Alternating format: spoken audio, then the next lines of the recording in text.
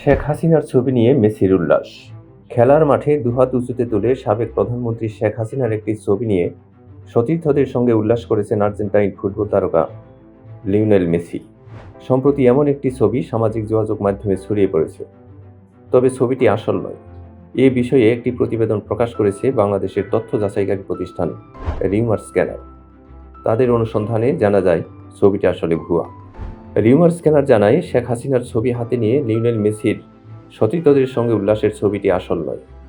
প্রকৃতপক্ষে এটি 2022 কাতার বিশ্বকাপে গ্রুপ পর্বে মেক্সিকোর বিপক্ষে আর্জেন্টিনার জয়ের পর সতীর্থদের সঙ্গে মেসির উল্লাসের ছবি।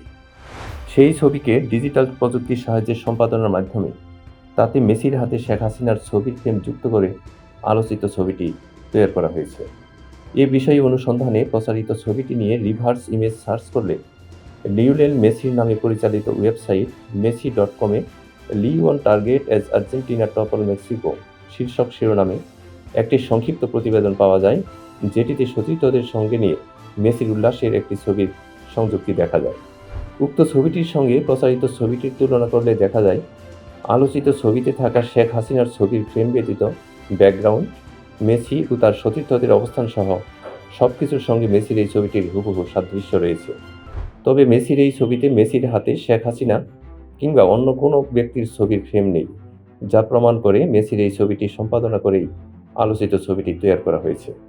পাশাপাশি লিওনেল মেসির ভেরিফাইড ফেসবুক অ্যাকাউন্ট ও আর্জেন্টিনা জাতীয় দলের অফিসিয়াল এক্স অ্যাকাউন্টে 2022 সালের 27 নভেম্বরে করা পোস্টেও সংযুক্ত দুহাত উঁচুতে তুলে সতীর্থদের সঙ্গে মেসির উল্লাসের ছবিটির সঙ্গে আলোচিত ছবির সাদৃশ্য লক্ষ্য করা যায়।